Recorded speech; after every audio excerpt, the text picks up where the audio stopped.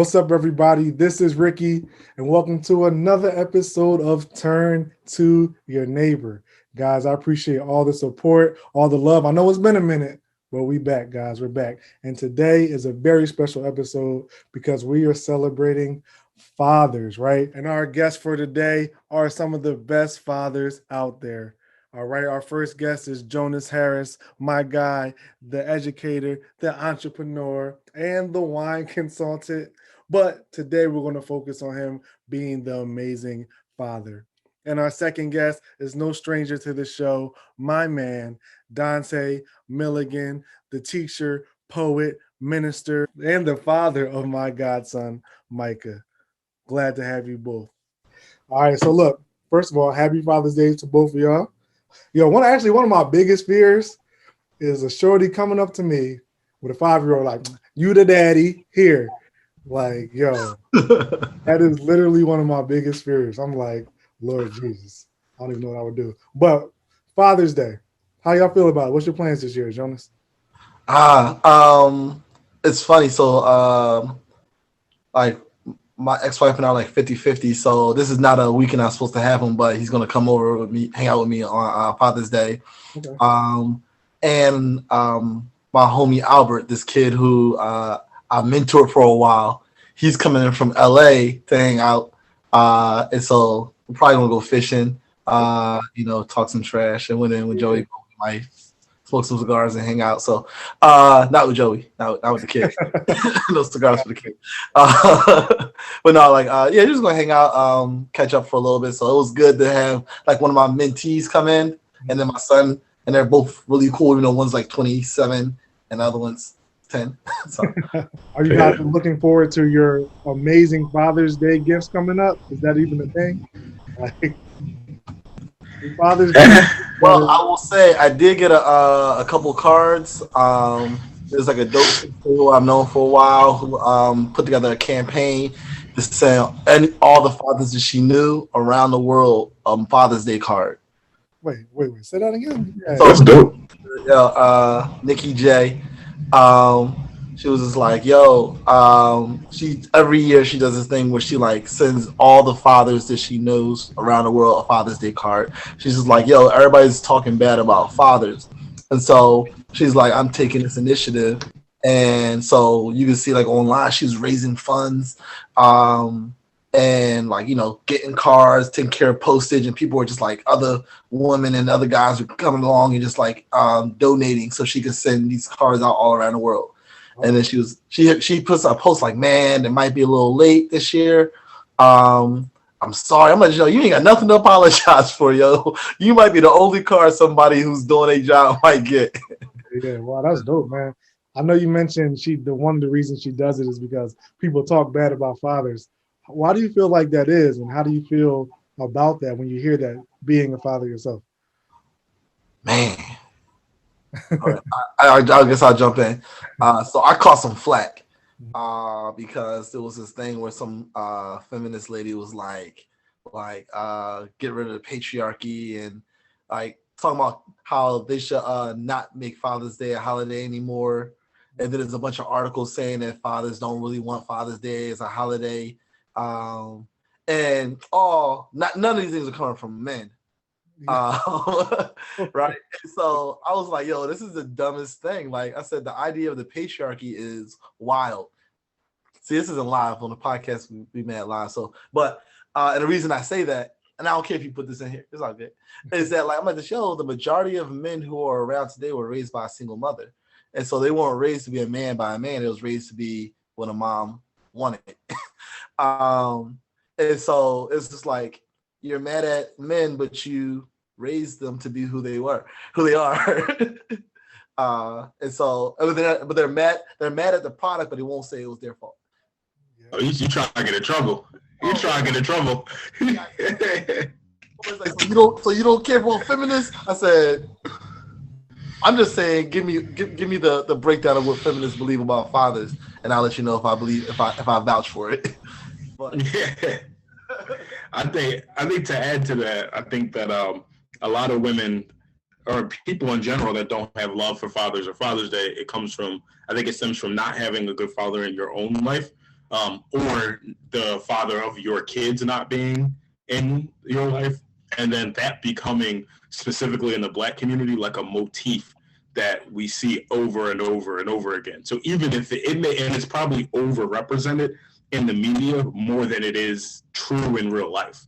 So there is this like image of the absent Black father, and everyone sort of knows it. It's in our hip hop music. It's just something that is present in culture. So then that morphs into, well, I ain't celebrating no Father's Day because I ain't got no dad. You see the thing on Facebook where people put up like a blank picture and they're like, picture of my dad for Father's Day, like whatever it is. Like, and I think that has spun into just no love for the day in general. Can I throw a piece of nuance in that, John?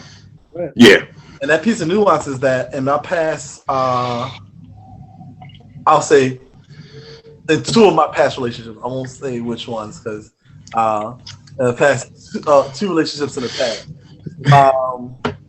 I was with two women at separate times. Good clarification. Good clarification. And they had issues with their dad, and their dad did everything for them.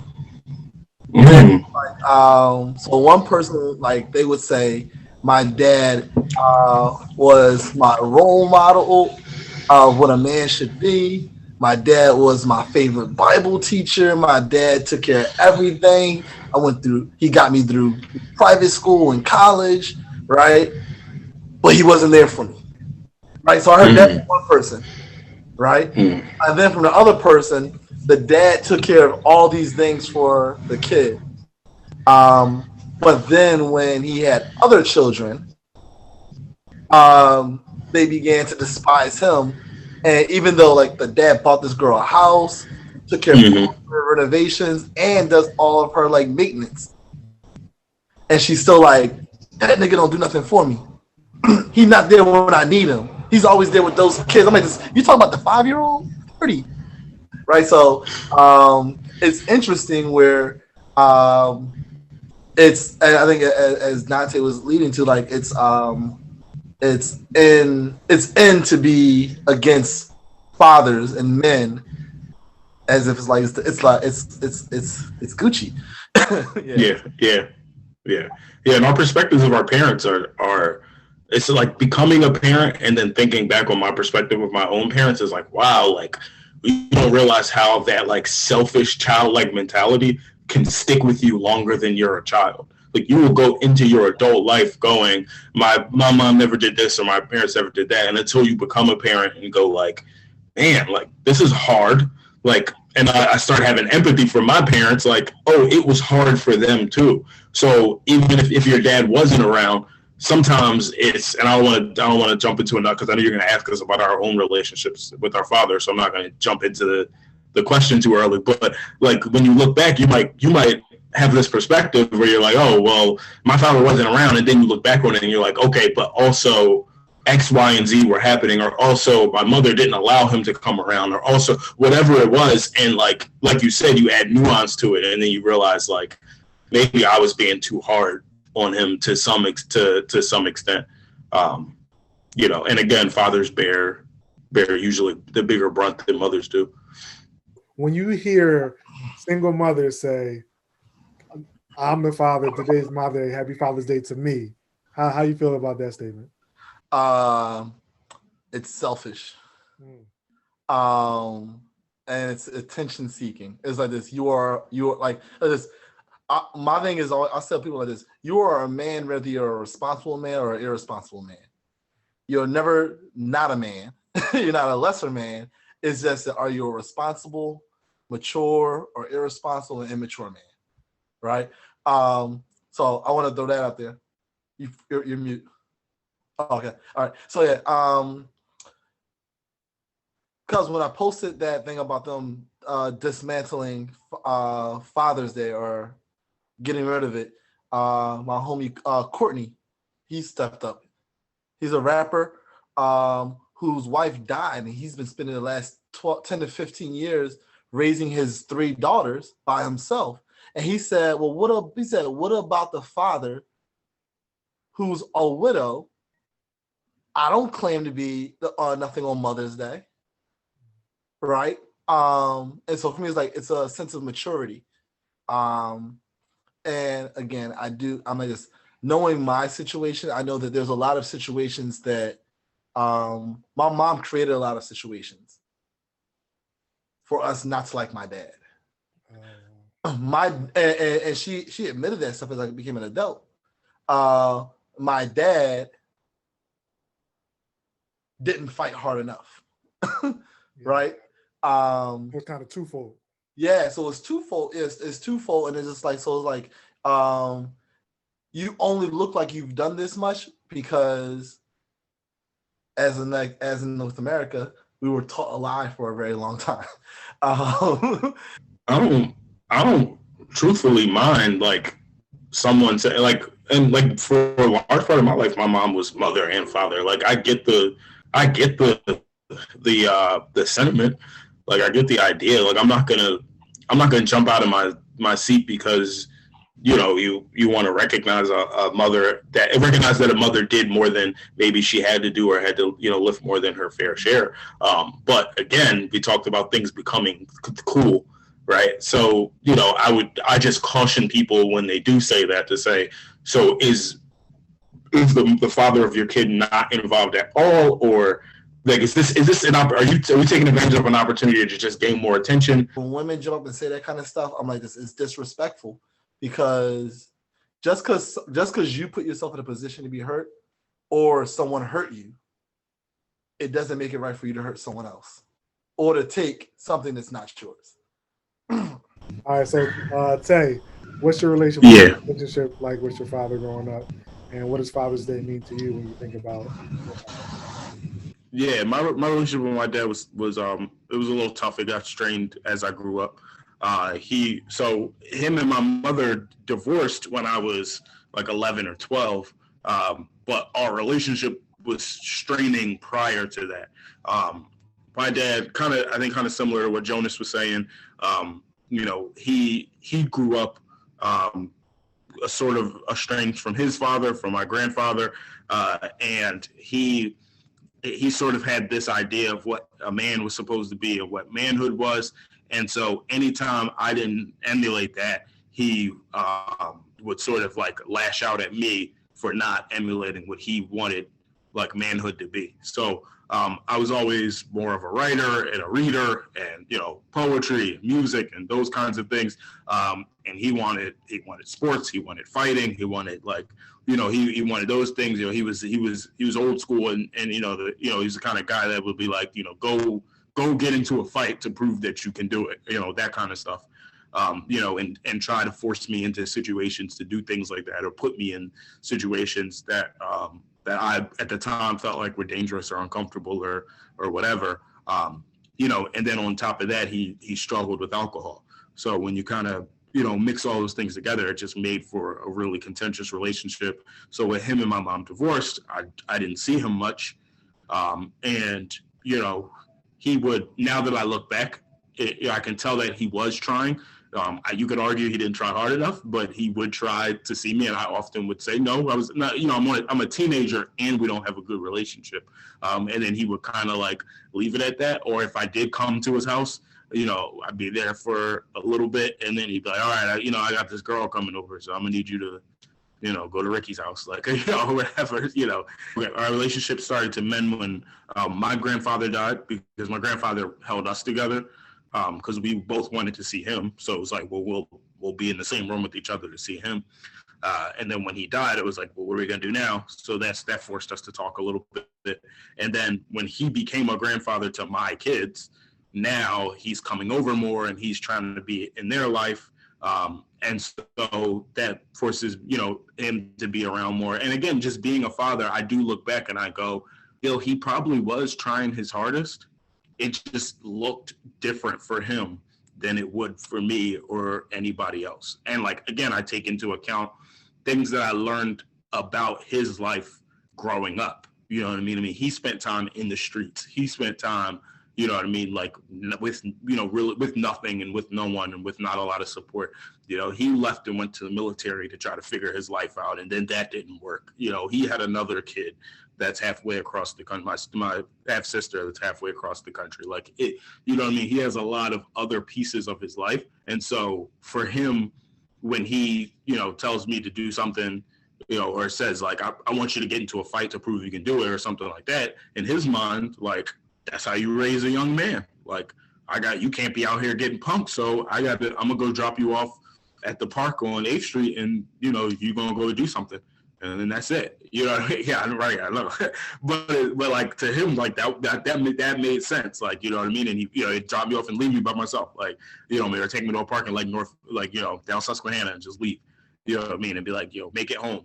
That kind of stuff. And like, but in his mind, that was like, that's how I build you up. So it's like, now I start empathizing when I'm like talking to my son and, he cries about something that's not worth crying about. And I'm like, come on, man, you can't be crying about it. And my wife is looking at me like I'm crazy. And I'm like, oh, okay. I kind of see how like there's that gut reaction to not want your son to be weak, but you have to also value his feelings, because my dad clearly didn't value mine, and that didn't work. That didn't bode well. So there's, now I empathize that there was something happening there that he just didn't know how to handle. And why should I be angry at him for not knowing how to handle something? Like, it's not like he spent time in therapy or, he didn't go to college. He didn't take sociology classes. Like, why would he understand all of these things? He's doing what he thinks is the best thing to do. And so as we've gotten older, I've grown a little bit more empathy for him. Can I jump in? Yeah. Do you feel like we still are recycle things? Cause like that's how I feel sometimes. Where like you're in the middle of recycling something, but the cycle can stop if you stop cycling it. All the time. I say things and I go like, why would I say that knowing I hated it when he said that to me? Like, you know what I mean? And it's like, and it blows my mind sometimes. I'll be like mad at myself. I'll be like, my whole life, I'm like, I'm never gonna be like that. And then you just do it. And it's like, why am I continuing this? Like, I find myself answering almost every question asked, because and when I asked questions, it was like, like no answer, because again, like my dad in high school, and so it was like, for me, it was like this, hey, I need help with this. Or it's like this, you can't help me with something that you didn't really go through.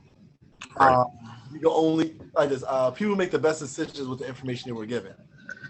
Some people try to go further, and I think that like I feel like that's the thing that I'm trying to do now. Is like, how do I push myself further than what I was given, and then push my son further from what I give him, so that he understands, like, hey, I got to go further than just. But yeah. Yeah. That's good. So now you guys are fathers, right? You guys are that person influencing a young man, a young woman's life, right? Your children. What experiences, well, based on your experience that you have with your father and just living, what do you find like the most important aspect of fathering? Like, what are your main, like, how do you, it's going to be a hard question, but like, how do you define being a successful dad, or like you're doing a good job? How does that even look? Presence. Being present. Gifts, like gifts? No, not at all. Presence, being present.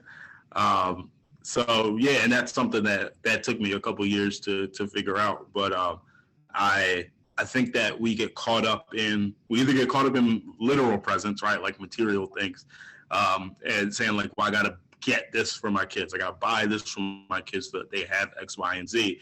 I like took a job, a few years back, that I thought was going to lead to a lot of opportunities, but it meant me working nights and weekends. I'm a teacher now, so I usually don't work summers. I don't work a lot in the summer, and I was working summers, so I was away from my family significantly more. And in my mind at the time, this is the best thing to do because it may lead to all these other opportunities, and then I'll be able to provide things for my kids. But then I was watching them grow up without me. At the time, it was just my son. And then it took that to click. Like, well, if I die tomorrow, right? Like, my son isn't gonna remember that daddy went to work. He wants to remember that I did things with him.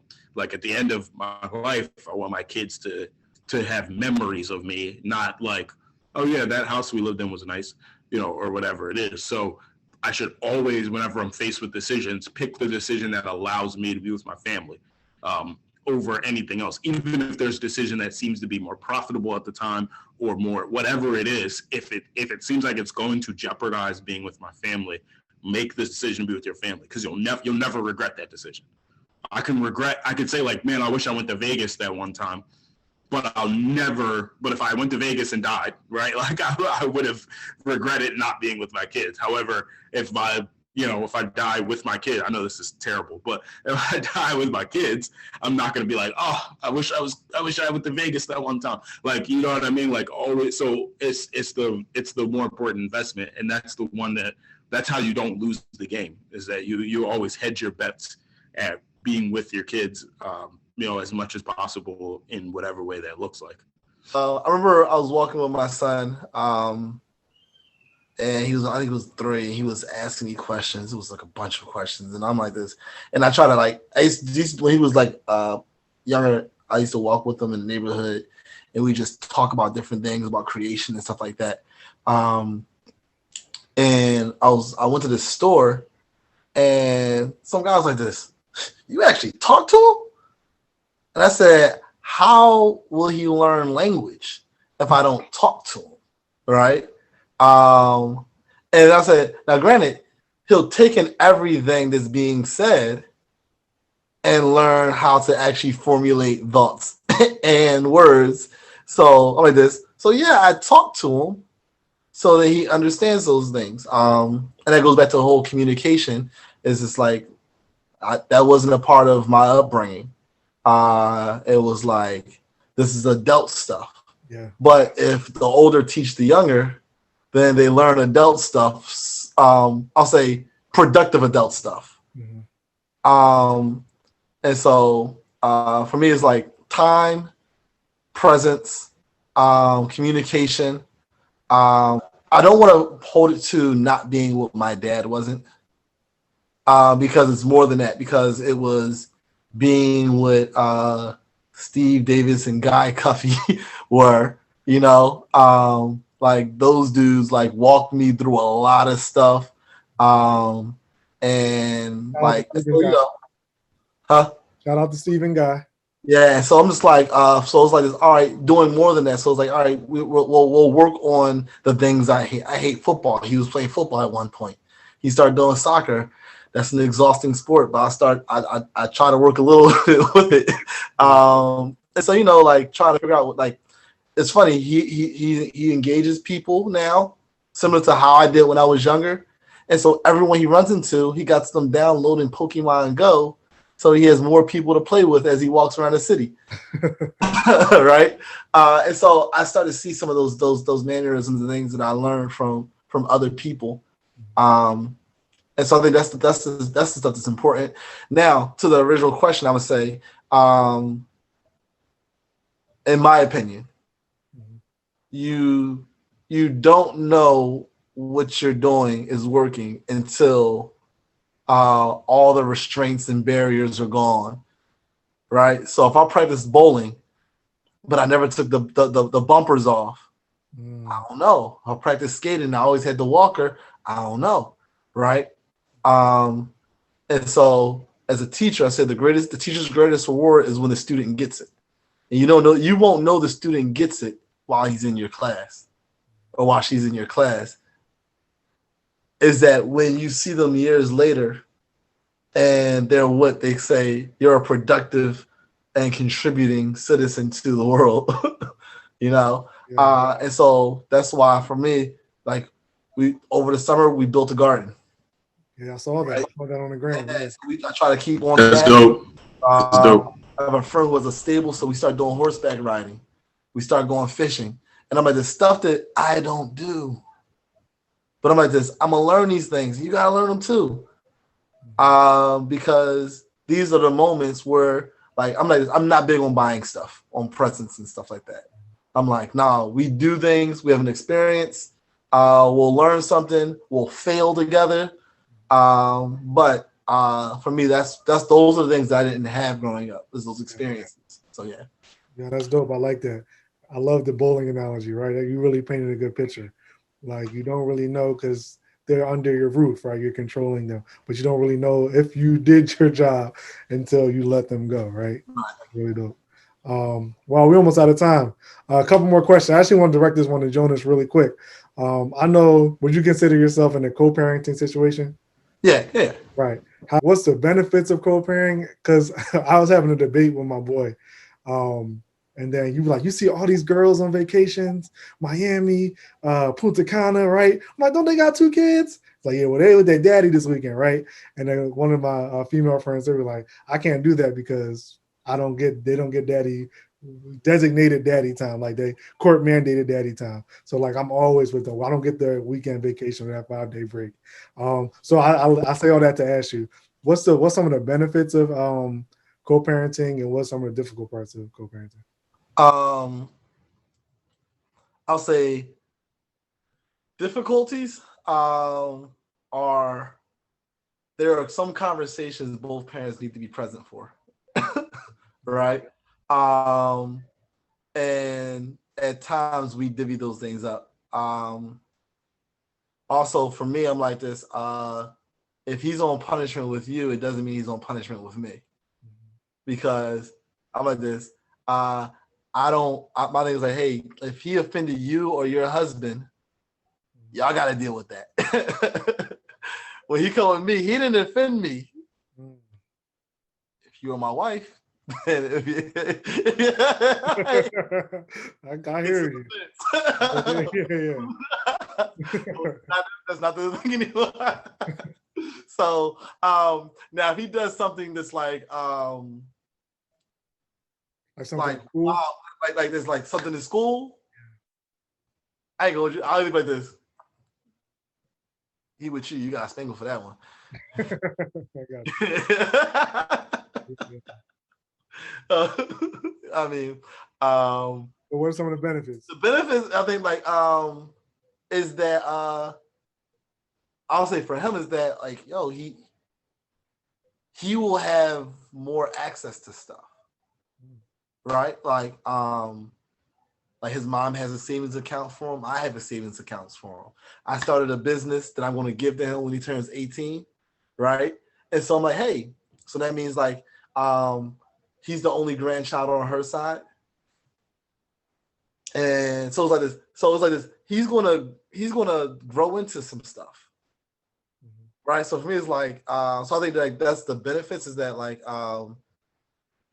and also like even with the stuff like he's the only grandchild for this. So it's like so he's in a position to have access and broader his bandwidth of life because her husband is African, right? So he gets to learn more culture.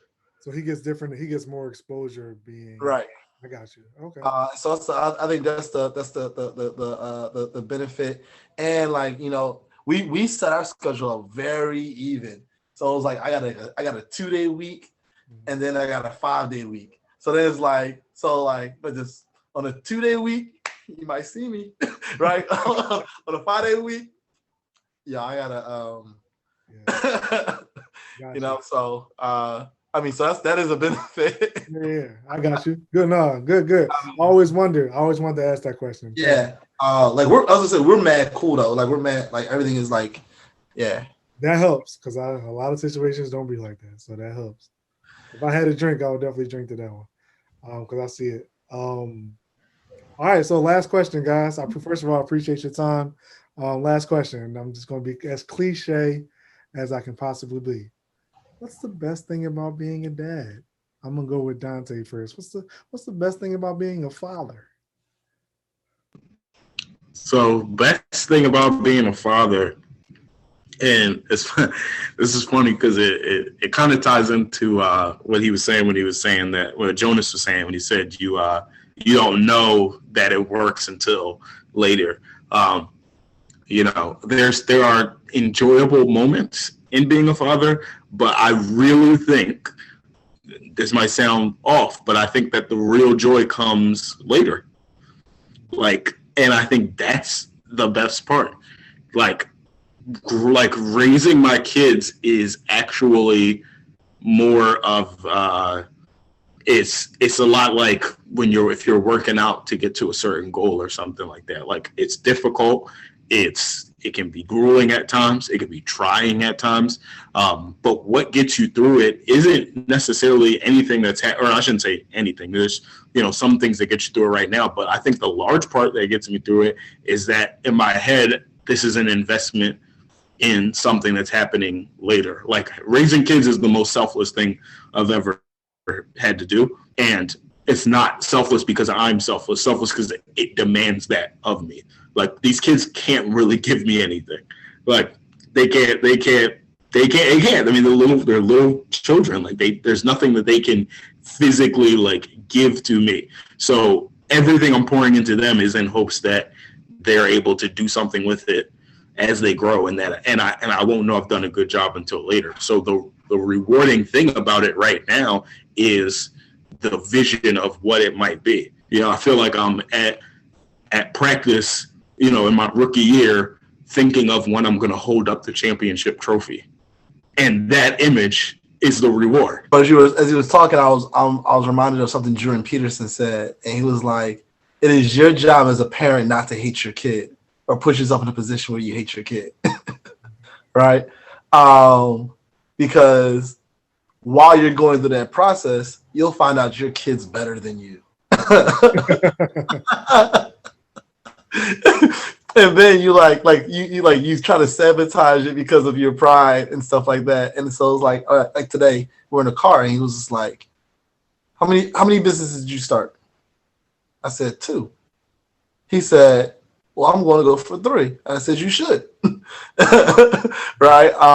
And so for me, it's like, I was surprised the day where I was like sleep and he stood over me like this, yo, he's getting taller.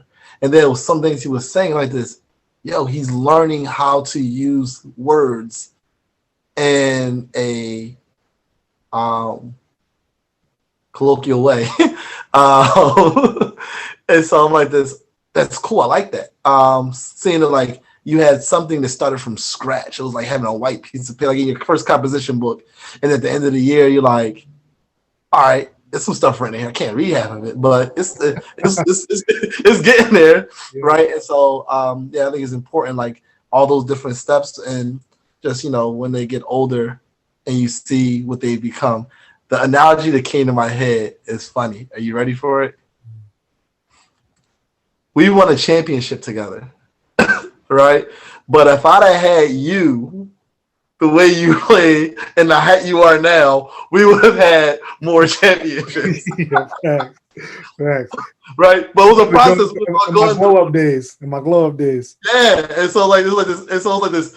And so I left, come back like this. This dude tall. And he ducking. Right? And trying to bully me on the block. Bullying me on the block.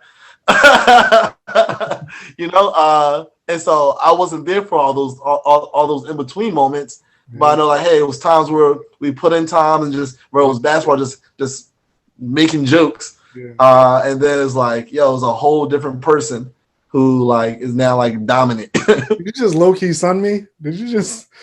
I did. You can cut that out. You can put that for somebody else, right? Like just they don't know who it was. Like, yeah, he was trash back then, but you good now. I didn't see that journey, but I know I'm planting a couple of seeds. Great answers, guys. I appreciate you for real. Quick, rapid fire. What do you want for Father's Day? Yeah, money. All right. What you say? Yeah, I don't like it's. I know it's cliche, but I don't want anything. Like it's obviously I want things, but like I don't need no presents. You know what I mean? Like I want. You know what I want? I want some time. Like I want to sit. I just want to sit. I don't even have to be alone, but like I just want to sit somewhere and like chill. Yeah. Like I don't. Not do anything. Yeah, like not have a list of things to do. Like I just want to chill. Like the kids can be there, that's fine. But I just want to chill. Like Chris, and make sure you watch this episode, man. My man just wants some time. All right. a little time, Little time. All right, quality time. hold up, man. We talking about something different. We talking about something different now. We talking about something totally different. That's this is how you became fathers. Yeah. All right, guys. Well, Jonas, Tay, I appreciate y'all for coming on, man. Happy Father's Day to y'all. Thank you to everyone who watched this episode of Turn to Your Neighbor. I just hit my finger on the table. Look, man, if you like what you heard, if you want to support, make sure you like, comment, and subscribe. All right, T2YN, hashtag share this video on social media, guys. I'm telling you, we making a comeback, man. I haven't forgot about y'all. I appreciate your love and support. But until next time, peace, y'all.